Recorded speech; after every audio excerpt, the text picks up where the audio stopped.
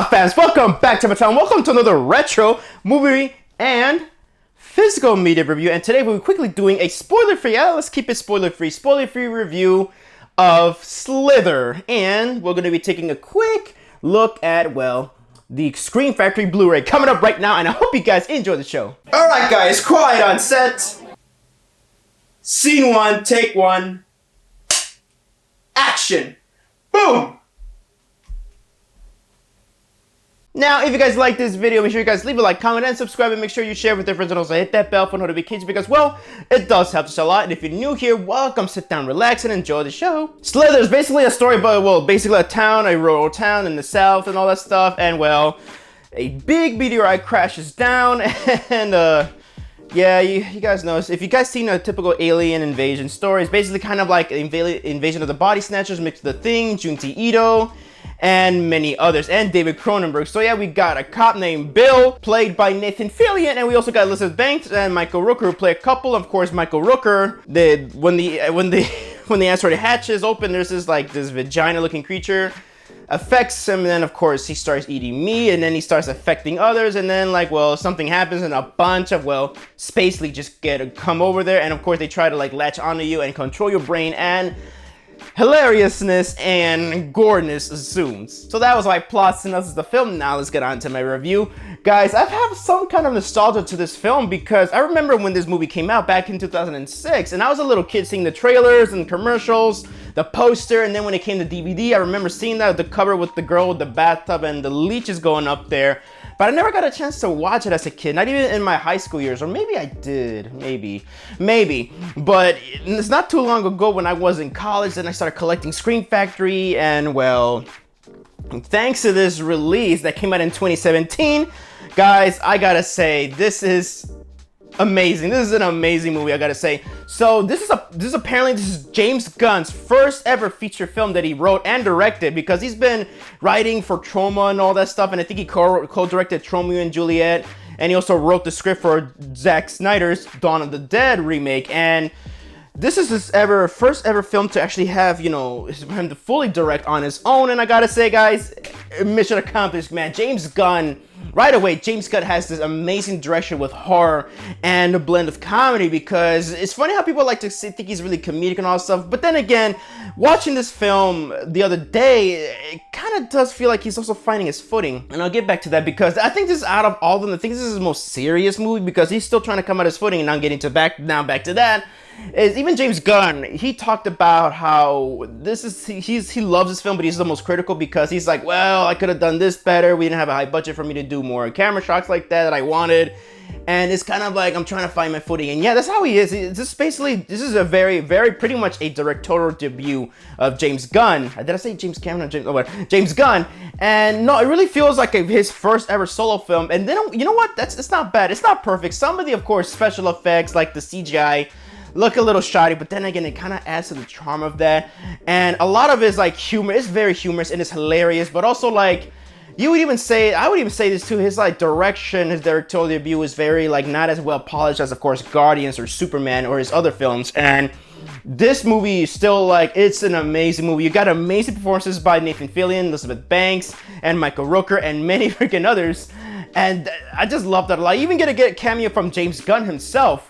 And also what I love right away of this film, it gets straight to the point. The meteor hits, and you just right there, you hit with jokes, but also the jokes are not as hilarious in my opinion as his modern films that he has, but they're still funny. They have great jokes. Of course, Mr. Pibb, I read on Mr. Pibb, the Mr. Pibb joke, that is freaking funny, even though I hate Mr. Pibb, more Dr. Pepper, of course, myself.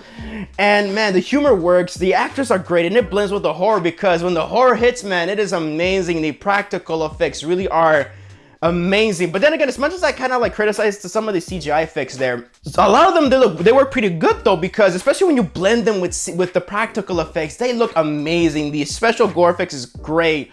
Really, the body horror, the David Cronenberg horror, the Thing horror, and of course Junji Ito with his grotesque body horror that he has in his mangas. And here, it's no exception. You can really tell that James Gunn really was inspired by that. And really, the gore effects are crazy, man. And getting back to the pace, man, the pace, it just gets right onto it. It's a horror comedy, and it gets straight to it. There's actually a good amount of character development here and there from Nathan Fillion and Elizabeth Banks, and I love that so much. I love that so much. You get to know these characters a bit more, and you get to get on this journey with them. And no, this is just fun. This movie is a fun horror comedy film, and getting back to the practical effects, that is just amazing. And of course, collaborating with James Gunn now, Tyler Bates. The score is pretty cool. It's sci-fi, and it's good. So yeah, not much I can say. This is a fun movie. You can really tell that this is James Gunn's first ever film, and for a first feature debut, I'd say he knocked it out of the park, man. So I would say this is a damn good movie, really damn good, fucking amazing. So it's kind of hard for me to rate it. So, but then again, I always say ratings and numbers don't really mean a thing. So with that, I will give Slither for right now a solid 4 out of 5 stars. Yes, I'm not giving it the perfect 5 out of 5 because I do have my issues with it. Of course, some of the special effects and you can really tell this is James Gunn's first outing, and he's still trying to find himself here. But then again, it's still a damn good feature-length debut of James Gunn. So now that we're done with the movie review, now let's get on to the physical media. So this is Scream Factory's Blu-ray release back in 2017. This was made during, same artwork. This was made during when Guardians 2 came out. And it's just amazing. This is a nice, amazing artwork by Justin Osborne. And we see, yes, Justin Osborne. You take out the slipcover, you get a nice reversible poster artwork. You get Michael Rooker here in the back of the original theatrical poster here. Crack it open, and you get nice disc artwork. Now we're gonna talk about video, audio, and special features. Don't forget they're gonna talk about the video first. So I'm not sure what this master is. I believe this is like a remaster, because I know apparently when it came out on DVD, there was also a VC1 Blu-ray of Slither originally from Universal, and I don't know, I think that's out of print, I'm not sure. But then Scream Factory and a couple of other international markets came out. They put out this version, and I gotta say, guys, the picture is actually pretty damn good. It really holds up well. Colors are damn good, especially the gore effects with a lot of reds and orange and some yellows. It looks freaking crazy. The leeches and the CGI and the practical effects look damn good in HD. Skin tones look really damn good, I gotta say. And the lighting is pretty good. Maybe I've noticed some gray crush and a little bit here and there. But then again, the blacks look good and the whites look pretty good. And there is some film grain here, and it's really freaking damn good here. I really like that. The colors and the clarity is really damn good. Compression is nice, the balancing is good, and I even heard back in the day, this was like a nice revelation because actually it feels like a true HD master. And yeah, Scream Factory, y'all did a great job. Whoever did this master, this is damn good. And also, this is a well-produced Blu-ray because this is, of course, Cliff McMillan's job back then when he worked at Scream Factory. So yeah, picture quality, it is pretty stunning. Not much I can say. It damn really well holds up. So for audio, you get a nice DTS HD Master Audio track 5.1 surround sound mix, and it is damn good. The soundtrack, the needle drops, actually, they are pretty good. Tyler Bates' score is nice. Dialogue is crystal clear. Bass is really good. El Filos are pretty good.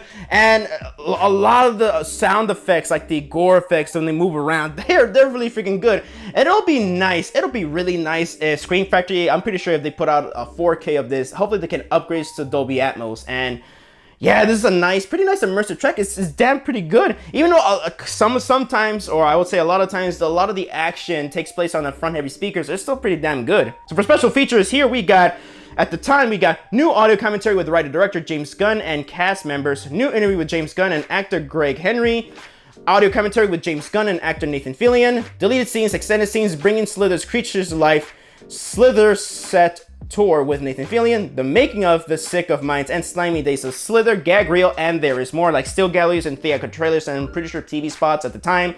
And damn good. I think this is almost like over 2 hours of special features, and I gotta say, this is freaking nice. Scream Factory really did like at least three new featurettes. We got the commentary track and we got the interview with James Gunn and Greg Henry. And I gotta say, my favorite one out of the new special features, you also get all the legacy bonus features from the DVD and Blu-ray, which is really nice. But my favorite one is, of course, the interview with James Gunn, how he talks about his career with Trauma, his first time working here, and just talking about his relationship with all the actors and crew that he worked with over the years.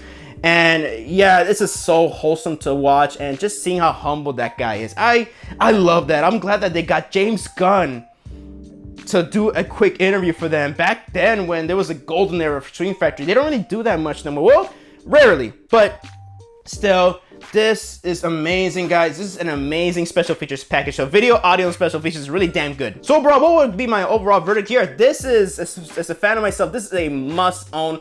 But I always say, if you're skeptical or on the fence, wait for a sale or a price drop. And I'm pretty sure this is still in print. I hope it's still in print. So, but you're not gonna get it with this cool slip cover, but you will get it with just without it. But hey, you can always reverse it to the original theatrical poster if you're not a fan of this artwork by Justin Osborne. But I am a fan. So that was my movie and physical media review of James Gunn's Slither. I hope you guys enjoyed the video, and thank you guys so much for watching my video. So let me know down in the comment sections down below what you guys think of Slither, and do you have this release? Let me know down in the comment section down below. I would love to hear your opinions on it. So this is Javi from Javiwood Productions signing off, and I hope you guys enjoyed the show. And that's a wrap.